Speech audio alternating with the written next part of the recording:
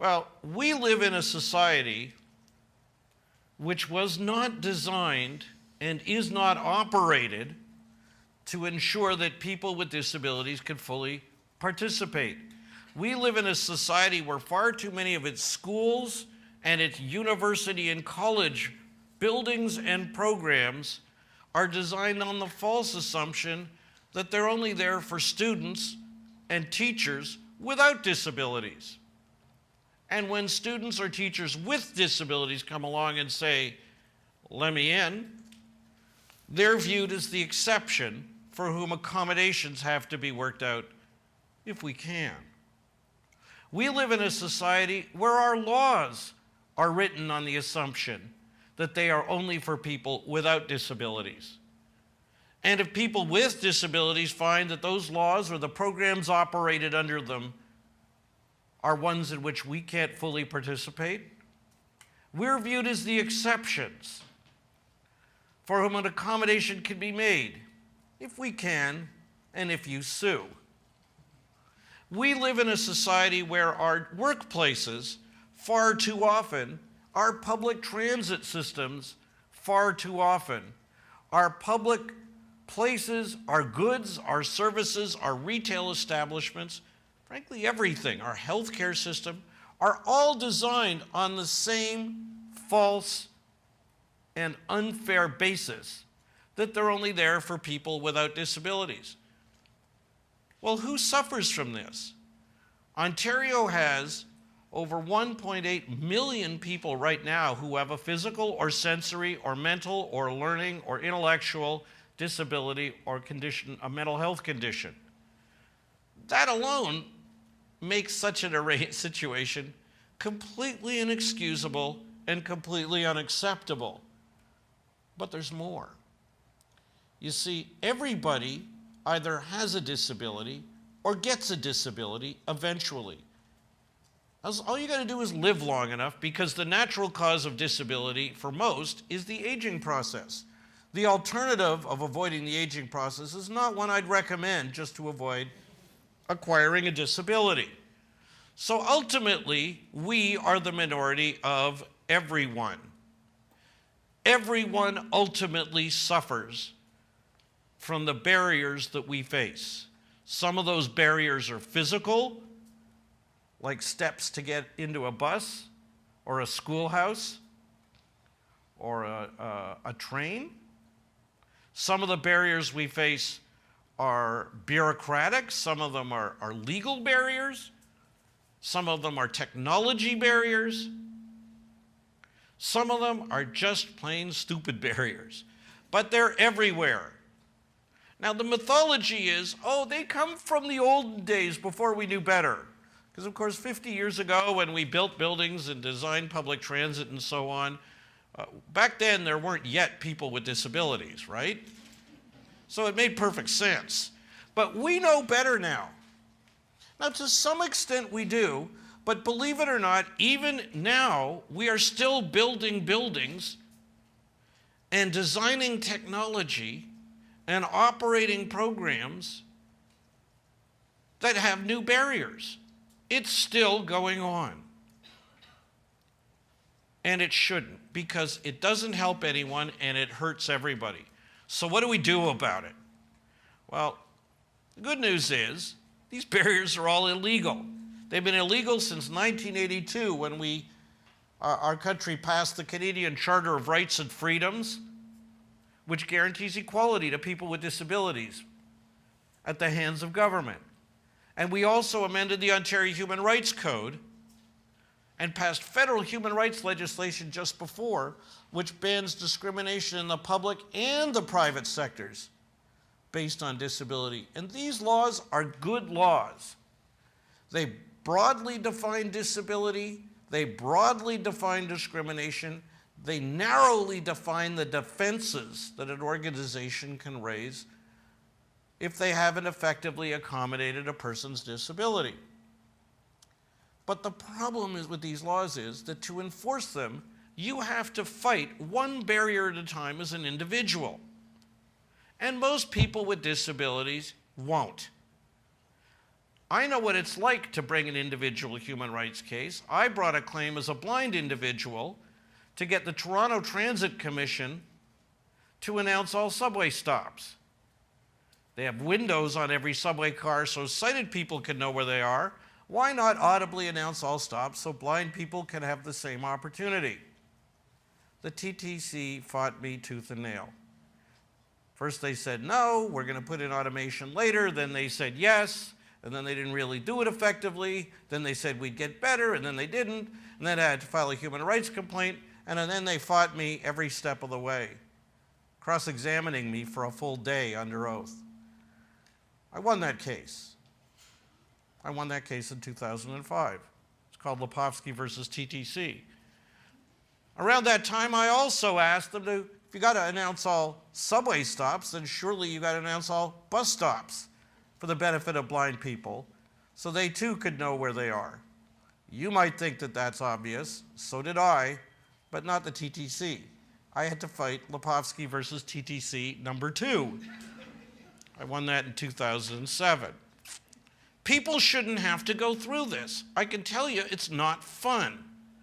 Not only that, but it's typically not a fair fight. I have the good fortune that I'm a lawyer, and I had the benefit of great free pro bono volunteer lawyers to help me out. On the other side were TTC's lawyer, and a freedom of information request I brought showed how much they spent on that lawyer. To oppose consistently calling all subway and bus stops, TTC spent fully $450,000 of your dollars. I'm not saying that everybody is going to spend that kind of money opposing these cases, but no one should have to be up against this. So the good news is that 21 years ago last fall, a small group of people with disabilities, and I happen to be privileged to be one of them, banded together to say we need a new law in Ontario to ensure that the barriers we face are torn down and new ones are prevented before they're ever created, without us having to sue one barrier at a time. We fought for a decade. We organized around the province, including in Kingston, where I'm proud to be right now, and we eventually won.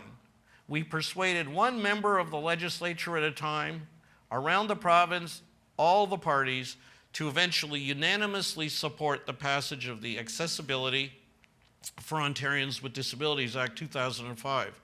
It was really an honor and a privilege in a volunteer capacity to lead this volunteer campaign.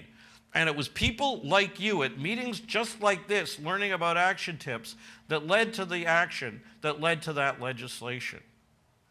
And the day it passed unanimously. All three parties voted for it and applauded it. And I will tell you, having spent a fair amount of time at Queen's Park, there's rarely occasions where all three parties agree on anything, including what the time of day it happens to be. To watch them both vote unanimously for this law and stand to applaud it was really quite an amazing event to behold. There was a real sense of momentum and mission at Queen's Park, not just among us, but among the politicians of all political stripes who voted for that legislation. Well, what did it do? It had key ingredients. Number one, it said that as a mandatory legal goal, Ontario must become fully accessible to people with disabilities by 2025. It defined both the term disability and barrier very broadly. Number two, it puts somebody in charge. It's not good enough to just say, oh, we have a dream. We got to put someone in charge of getting us there. And the someone is the government of Ontario. Not that the government has to go out and fix every barrier everywhere that they can be found in the public or private sectors. That would make no sense to saddle all of that with the government. No, this is a group project for all of us. What the law did is it put the government in charge of leading us there, and the government can lead us there through two important ways. The first, it must develop a series of regulations. They're called accessibility standards. And they're there to tell organizations what they got to do and when they got to do it by to become fully accessible. And these can be done by different sectors of the economy or by different areas of human activity. The government was required to consult with experts in disability, namely people with disabilities, and experts on how to operate a business, namely people who operate businesses, to figure out how to design these standards. And the law didn't say the government may create these standards, it said it must do so. And it didn't say they may create a few or must create a few, it said it must create all the accessibility standards needed to ensure that the goal of the Act is achieved, and the goal of the Act is full access by 2025. The other thing it requires the government to do is to effectively enforce these standards, and it gave them ample powers to do so. So it set the goal and the roadmap, and it put someone in charge, and it gave them all the power and duty they need to get us there. That's quite an accomplishment for the government of Ontario, and it's a huge credit. We're nonpartisan. We'll praise any politician when they do good and criticize when they don't, but it's a huge credit to Premier Dalton McGuinty for promising to do this, for leading it, and for turning that legislation around so quickly. They took power in October of 2003, and that law was introduced for debate by October of 2004, and it was passed by May of 2005, after a broad, full, and commendable province-wide consultation process, and an inclusive one. They deserve a lot of credit. I mean, even the leader of the then leader of the opposition Conservatives, John Tory, commended the government for its passage of this legislation. Opposition parties don't usually commend the government for much. And it's to his credit that John Tory got his party to support us and this legislation and led a vigorous opposition to try to strengthen it as it was going before the legislature. So that's all good. But how are we doing now? Well, credit where it's due. We are making some progress. I think it's fair to say that there's been more action on accessibility in Ontario than there would have been had we not campaigned for and won this legislation. But that's not good enough. The bottom line is that we are now not on schedule for full accessibility by 2025.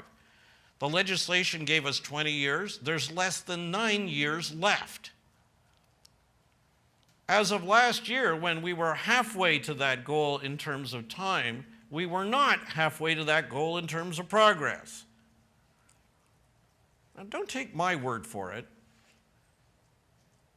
I could turn to a very authoritative source that the government itself selected to take our temperature. You see, under the Disabilities Act, the government is required every few years to appoint an independent review to consult with the public, including people with disabilities, business communities, and so on, to take our temperature, find out how much progress we've made, and recommend any action we need to ensure we reach that goal. There have been 2 such reviews.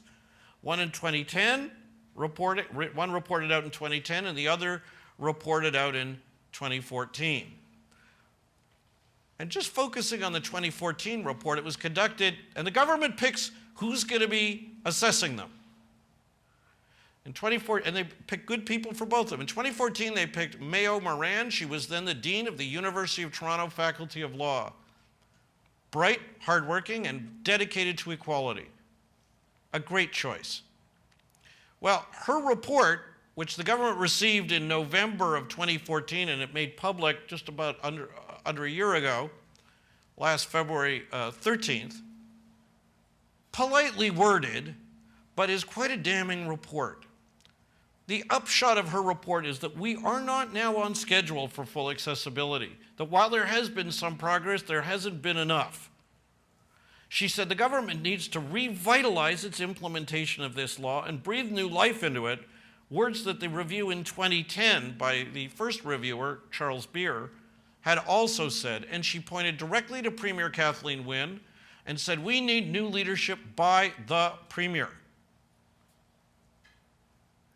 She also said, from feedback she'd heard from the disability community, that even after a decade and some progress, this law has not made a significant difference in the lives of people with disabilities.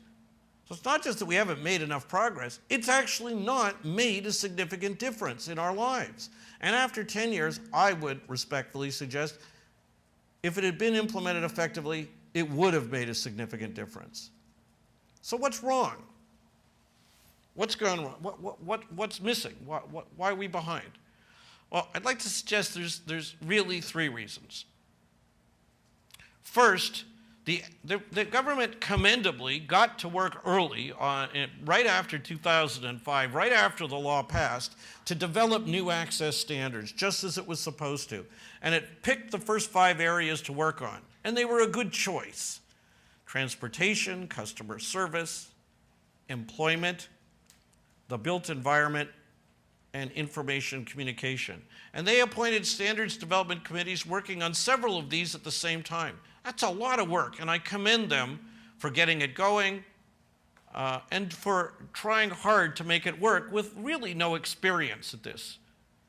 There are a number of things that could have been done better, and we recommended ways to improve it, but it was a good start.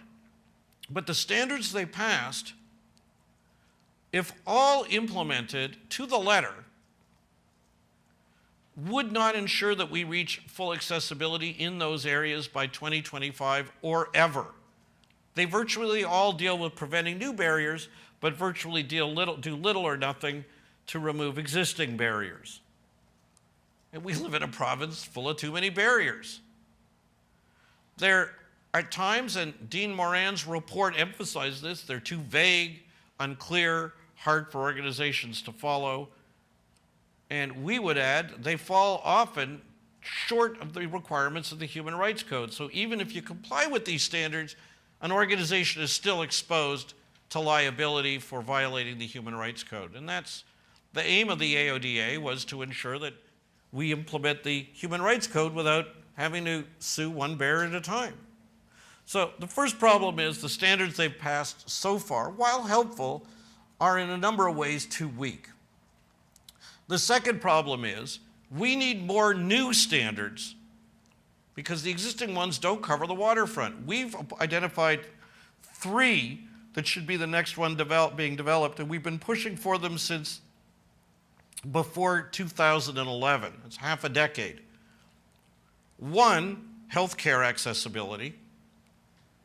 The government agreed a year ago that they would develop a healthcare accessibility standard, but as far as we've seen, they've taken no public steps under the Act to get that going. They're taking longer to get started than it took Dalton McGuinty to develop the whole statute in its entirety. And this is after they've been told by their own independent review that we're behind schedule and that things need to be kick-started to move faster. That's the standard they agreed to develop. The second one we're pushing for, which you as university community would get as being close to home, is an education accessibility standard. We need new standards to ensure accessible educational opportunities for students with disabilities at preschool, school, college, university, and job training. Just for our schools alone, I can tell you, as the chair of the Toronto District School Board's Special Education Advisory Committee, that we are laboring under a special education law that is 33 years old, and believe me, it's showing its age.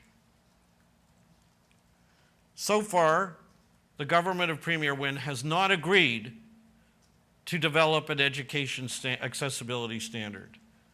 The third one we've recommended is a residential housing accessibility standard because there is a crisis in accessible housing.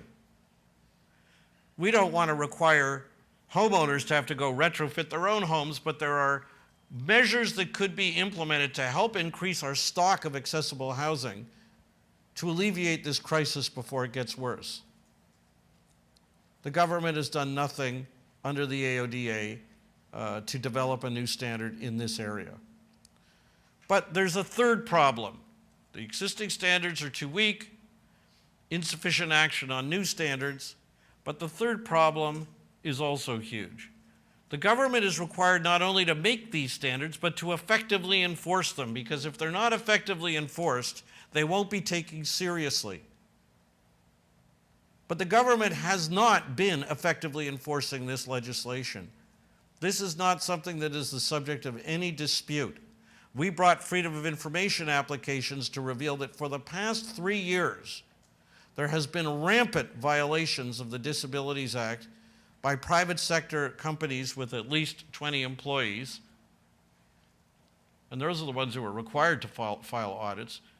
At least as many as 60% of not, I shouldn't say audits, but self-reports, at least 60%, or as many as 60% have not filed the straightforward accessibility self-reports that have been required of them since the end of 2012. And the government knows it. It's not a subject of debate. They've got the stats.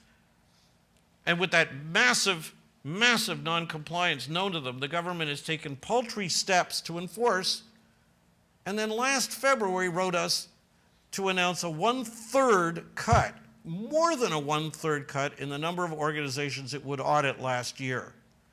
Now, after they got blasted in the media, they promised to accelerate enforcement starting this year, but we're not seeing any action yet, and we've asked for the plans.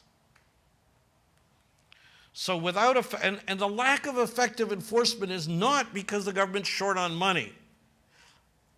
I've also revealed through Freedom of Information requests that the budget that's appropriated for the very government branch or office that's responsible for this since 2005 has been under budget every single year. And in recent years, last year it was in excess of $1 million under budget. That could buy a lot of enforcement. They got the money, they got the power, they know of the violations, and yet they're not doing their job. So, what do we need? We need the government to, number one, effectively enforce the law. Number two, strengthen the standards we now have. And number three, get to work on getting us new standards in the areas we need. And a good start is the health care standard they promised, and the education standard and residential housing standard that they've been thinking about whether they need for 5 years. Why has it gone off the rails? I'm going to imagine that some of you, if not all of you, are wondering that. What's gone wrong? It's the same government that passed this legislation. Well, we've been trying to figure that one out. And I've got a couple of ideas. One of them, and they lead to the action that we need your help with. When this law passed 10 years ago, or almost 11 years ago, as I said, there was real excitement. There had been a lot of work lobbying and advocating to members of the legislature from one community to the next. So there was a real sense of excitement and mission, not just among us, but among the politicians. The day the bill got introduced for first reading, one individual had fought for this in opposition and later went into cabinet, came over to me and said that they had been thinking to themselves, knowing it would be introduced that day, this is why I went into public life. It was to be able to accomplish this kind of thing. There was real sense of mission and accomplishment. Also, the Ontario Public Service, full of really good people trying to serve the public, including the government, their job when these kinds of things are coming forward is often to warn the politicians, oh, you better be cautious about this, and oh, you better be cautious about that. But to its credit, the government's minister leading the development of this law, a woman named Dr. Marie Butriani, a really talented individual, she now teaches at Ryerson, she made it clear that she told the public service she wants to go bold. She wants to go bold. She basically told the naysayers and the worriers in the public service, sorry, we're moving forward. Well, where are we now? Where we are now is 11 years later, and if you look at the list of the politicians who voted for this legislation the day it passed on all sides of the House, at least half of them have left public life. And if you go further and look at the politicians who were in the House in the 90s when we first brought this forward, and we first were advocating for it, and who were trying to get this message on the agenda of the government of the day, a clear majority of them are gone. And they've been replaced by new politicians. Now, I'm not saying the new politicians don't care about people with disabilities, but there's no fire in their belly. As far as they know, this is just another issue. For them, there's 750 statutes in Ontario. The AODA is one of them. And they got 749 other ones to worry about. They simply don't see this as a priority. And the other problem is, in my experience, it was great to set this timeline and this deadline, but politicians tend, and we're nonpartisan, whoever's in power, they tend to think about what can I accomplish this day, this week, how can I get out of the crisis that's going on right all over the media right now. 10 years from now, they're probably not going to be in cabinet. This is probably not their headache. So our problem doesn't feel to them like their problem. So what are they doing? How are we seeing this? How are we seeing this manifested? Well, we're seeing it manifested a couple of ways. One of which is this fall off in action. They haven't enacted a new accessibility standard in years. There are no standards development committees developing any of them. It takes them longer to appoint one to develop the healthcare standard than it took the government to develop the entire Disabilities Act from scratch. And 5 years, and they're still trying to decide if students with disabilities have equal access at our schools. I mean, please, it takes 30 seconds to look and you can see that we need some progress. And the other thing that I see happening at Queen's Park, and my members of our coalition see, is the rhetoric is changing. The rhetoric is now about two things. One is self-congratulation. Last year, the government announced when they released Mayo Moran's report that said that this law hasn't made a significant difference in the lives of people with disabilities. The same day, the same minister issued a news release saying, Ontario is a global leader on accessibility. In other words, let's change the channel by patting ourselves on the back with exaggerated claims that are absolutely disproven by the very report that's being issued and made public at the exact same time. Same thing happened when they hosted the Parapan and Pan American Games in Toronto last summer. There was some progress on accessibility, but some real bungling. The website wasn't accessible for blind or dyslexic users. If you got their iPhone app, the link that you went to find out about accessibility features at the game, the link wasn't accessible. It's hard to be that bad. So what do they say? These are the most accessible games in the world, they proclaimed. That's only true if the other ones were even worse. And what did the government do? They hosted parties in the spring to celebrate the 10th anniversary of the AODA. Now, it's great to celebrate it, but we need less parties and more enforcement. We need less self-congratulation and more new standards. It's pretty simple. So what do we do? What do we do? The first thing we do, and that's what I want to focus on, is we got to roll up our sleeves and remember our middle name is tenacious. We never give up. It may seem frustrating, but the fact is we won this battle from 1994 to 2005. When we started out looking for trying to get a law passed, it was an impossible task. But in communities just like this, people just like you rolled up their sleeves, shared ideas for action, banded together, and persuaded one politician at a time to act. And we need to start that now once again. But there's also room for excitement and optimism because as much as Queen's Park is mired in bureaucratic lethargy on this issue and self-congratulation in lieu of effective action, what we're seeing in Ottawa is very different.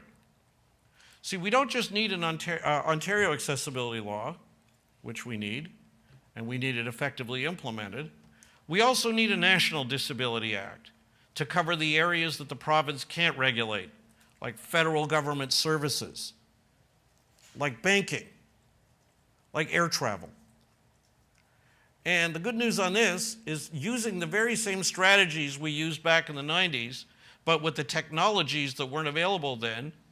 A group of us banded together a bit over a year ago to form a coalition called Barrier Free Canada to campaign for a Canadians with Disabilities Act. And along with other major disability organizations, we entered the election last fall, the federal election, and we collectively, mainly using Twitter, got a commitment from the New Democrats, the Greens, and then the Trudeau Liberals to pass a Canadians with Disabilities Act.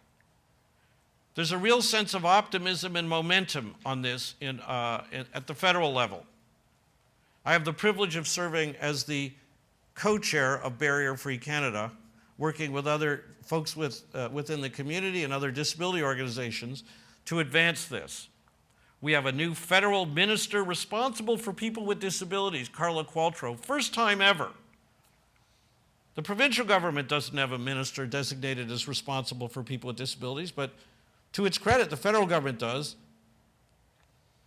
And that minister, Carla Qualtrough, has got the mandate to develop the Canadians with Disabilities Act and has told the media how excited she is to work on it.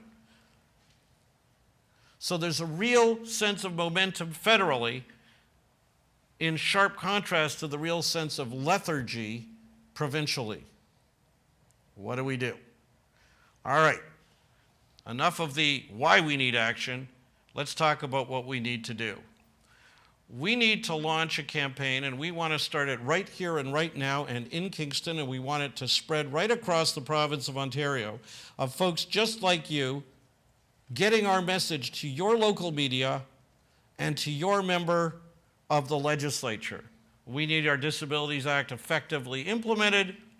We need the barriers gone. The minority of everyone deserves better. So what do we do? Let me offer you some ideas.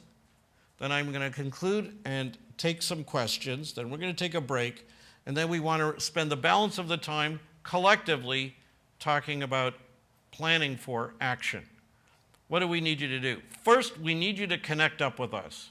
We do not charge membership fees. We do not raise money. We don't ask for money. We don't want your money. If you send it to us, we'll send it back. The way you connect up with us is to sign up for our email updates. I'm going to ask Andrew to pass a list around, and if you would like to get our email updates, just print your email address. If you have a disability that prevents you from doing that, ask someone for help, or Andrew or someone will offer you help. Because this is being video recorded, others are going to watch this who are not in the room today. If you want our updates, just send an email to aodafeedback@gmail.com. I'll repeat that, aodafeedback@gmail.com. And all you have to say is, sign me up. By the way, the AODA Alliance is the Ontario affiliate of Barrier Free Canada, so we'll keep you posted both on the federal and provincial action. So sign up and help us get other people to sign up. If you send me an email, that says, add so-and-so to the list, we won't do that. Herbie, we need to hear from the individual themselves, so we're not spamming people. But that's the first and really important way you can find out what to do. We are going to make available action ideas and keep you posted on what's going on. The second thing I invite you to do, and you can do it right now, is follow us on Twitter. If you have a smartphone, this is where I sound like I'm doing some kind of televangelist event, but take out your smartphones now, go to your Twitter client, and follow at AODA Alliance. At AODA Alliance. I also have a Twitter feed, but if you're on one, you don't need the other, because we just retweet the same stuff through both. Follow at AODA Alliance. And what we really need you to do is to retweet our tweets. I'm going to talk to you about Twitter for just a minute. The Canadian campaign during the federal election was amazing. We could not get much media coverage during the federal election, and that's understandable because it was only twice as long as any other federal election. And the media, they didn't have any new issues for most of the time. So it's understandable why an important issue that affects 4 million Canadians would get virtually no airplay. However, that didn't stop us. We went out on Twitter. We tweeted every single candidate from the major parties. And a number of wonderful people around the country would come on every morning. This is where all you got is 5 minutes. They came on and they just rapid fire retweeted our tweets to those candidates. Click, click, click, click, click. Can make a huge difference. can make a huge difference. A wonderful story. Before Justin Trudeau promised the Canadians with Disabilities Act, a number of Liberal candidates individually did. One is named Adam Vaughan. He's in Toronto, so he tweets back to us that he supports us, so I retweeted that. And then we started tweeting Liberal candidates saying, if Adam Vaughan can do it, so can you. And a number of them did. One day, Adam was at the Blue Jays game and tweeted to the world that he was at the Blue Jays game with Justin Trudeau. So I hit reply on Twitter, and I said, hey, Adam, why don't you ask Justin Trudeau to support a Canadians with Disabilities Act too? And Adam tweeted right back, this is all public. I will. It's amazing what we can accomplish. A couple of days ago, Barrier Free Canada, we wrote a letter to Carla Qualtrough offering her some practical recommendations on how to consult on the development of the Canadians with Disabilities Act. They promised the act, but here's some good ideas. And we pointed to the government of Ontario as giving a good model 10 years ago on how to do those consultations. Credit where it's due. We criticize them now when they're doing a bad job, but back then they did a good job, and they deserve the credit. But here's the deal. I sent out a tweet that says, Carla Qualtrough, at Carla Qualtrough, I support the Barrier Free Canada's recommendations on consulting on the Act with a link. All you got to do is retweet that, and you've joined us. You've added your message. You don't have to worry about how to compose it and say it in 140 characters. We've done that for you. So we need you to follow us on Twitter. And if you're a Facebook person, not a Twitter person, no excuse. We have a Facebook page, and all our tweets come out there. You can share them there with your Facebook friends. It's got a longer name. It's not AODA Alliance. It's Accessibility for Ontarians with Disabilities Act Alliance. Sorry, I didn't write the name. But in any event, social media is a fabulous way to get the word out. But, okay, so that's a couple of things you could do just to start. Signing up you could do right here. Following us on Twitter you could do right here before you leave the room. If you check your Twitter feed or your Facebook page every other day and you see tweet messages from us and you share them, that is hugely helpful. That's something you can do literally in a minute or two. You can do it when you're on the bus or you're bored in class, unless you're teaching. Even if you're teaching. But on top, by the way, I think someone may be live tweeting this. One way to start is retweeting the live tweets. But in any event, there's a lot more you can do.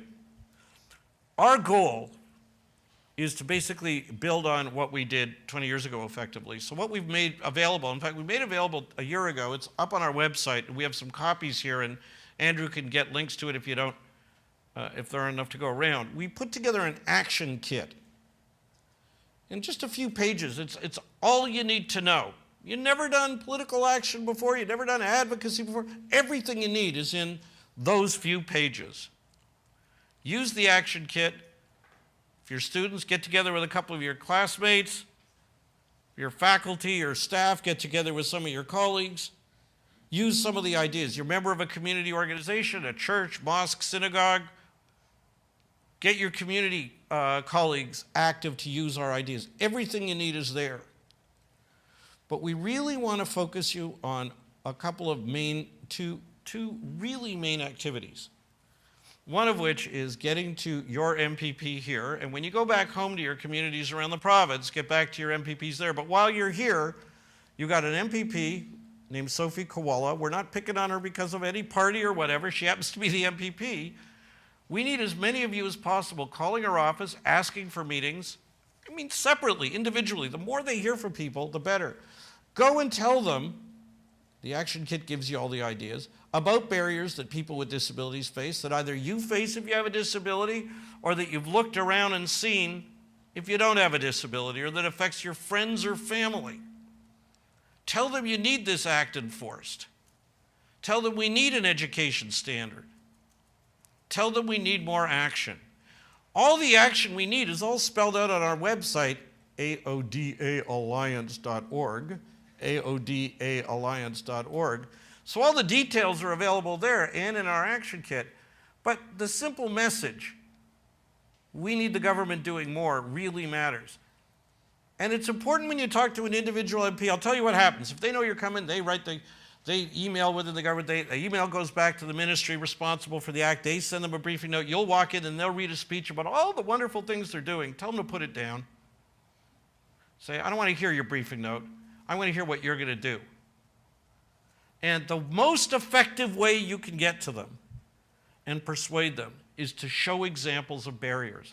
So I want to introduce you to the most important weapon in the totally nonviolent battle for accessibility. You know what that weapon is? It's your smartphone. It's your smartphone.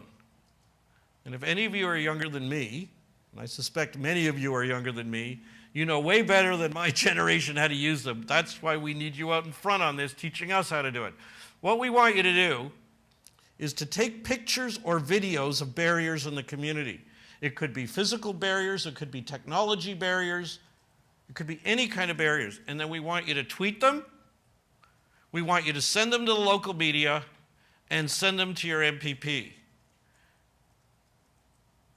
Now, we haven't yet. I'm going to announce a contest for a hashtag. We've been working on what hashtag we could use to bring all this all together. If you got ideas, let us know. aodafeedback@gmail.com. Send me hashtag ideas. We'll call it a contest. The prize is a thank you email. That's the joy of being, unfunded. It could be a signed thank you email, but that's as good as it gets. But in any event, what we want to do is start getting these. People react to, understandably, journalists, politicians, they react to individual barriers, real human being stories. So any stories you know about accessibility barriers in your community, just take them, put them out on Twitter and Facebook, get them spread, send them, tweet them to the local media, tweet them to the MPP in your community. And when you go back home, or even when you're here, tweet them to your MPP back home. And the tweet could have a link to a photo or a video, the name of the politician or the journalist you want to aim it at, a couple of words saying accessibility barrier, by the way, hashtag before the word accessibility barrier. We need the AODA implemented. Of course, you got to get that all under 130 characters. Go for it. And we will be following these and retweeting them. And if other people tweet them, you should retweet them too. The beauty of it is, a barrier scavenger hunt with your smartphone can happen anytime you are anywhere in the community. Or if you're on a train or a bus or an airport, wherever it is, you see a barrier, take a picture, a video, post it online, and then tweet it. And then when you go to see a politician, they take out their briefing note about why they're doing the best job and why they're world leaders and all that stuff and say, that's nice, but here, can you look at this little picture I got here? Or this video? Is this global leader on accessibility when these kinds of things are going on in our own community? Do you think we deserve better? And the request of your politician is simply, will you go to the premier and say, we've got to do more on the AODA. That's all you need. Enforce it, build new standards, keep our promises. So the action kit gives you the ideas. Now, some of you this is an institution of higher learning, some of you may want to learn more. So let me offer you a couple of places to look if you want to learn more. First, go to our website, aodaalliance.org. You'll see all our past updates. You can see the story and how it's evolved. Second, on the home page of our website, there's a link to a video lecture series that I did at Osgoode Hall Law School 2 years ago. It's not, you don't have to be a lawyer or a law student to follow it. It's meant for a general audience. We've gotten feedback on it from around the world, actually, telling the whole history of how we fought for this legislation and about our efforts, our ideas, and a lot more. So if you want to learn more, there's lots there. So we've provided resources. Our action kit tells you what you need to know. What do we do next? How do we end this meeting? Beyond signing up or following us on Twitter, which are both really important, or liking our Facebook page, what do we do? Well, I'll tell you, having done a few of these presentations over the past 21 years, there's a result that's good and a result that's not good. The result that's not good is when people genuinely are excited about this, but when they leave, they get taken up with other things. They've got classes to get through or jobs they got to work on. They've got families with needs and so on. And there's a lot of important things in their life, and adding one more seems like it'll fall by the wayside. It's understandable, but we can't afford that. It's understandable, but we got to do better. The result that would be good is if we leave here with us determined to take action. How do we do that? Well, for one thing, after I finish, I want to hear your ideas. But for another thing, what I'd like to propose is that we establish a Kingston region of the AODA Alliance. We start it right here and right now. The good news is we got a huge budget of $0. And the better news is I undertake to double it annually. It's exactly the way we did it before. What do? Anybody interested simply signs up for it.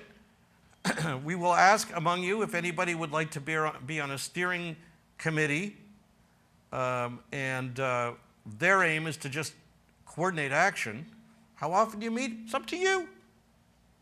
And then what we try to do is get a couple of people to have a really zingy, sexy title. It's called Regional Contact. Sounds like it's on something on top of a battery. Andrew's offered to serve. Andrew has kindly offered to serve as one. If there's one or two others of you would like to, that's great, just so we have a point of contact.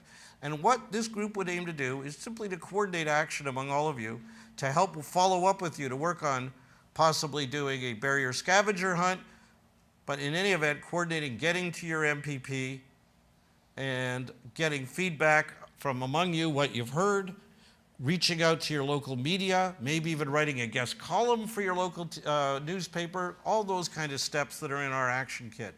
The aim of a local region of the AODA Alliance is simply to come up with ways to follow up. You'll think of action that we never thought of, and you can do a really great job on it. So I want to open it up in a minute to get your ideas for action, and I'd like to hear what you'd be prepared to consider doing to help us.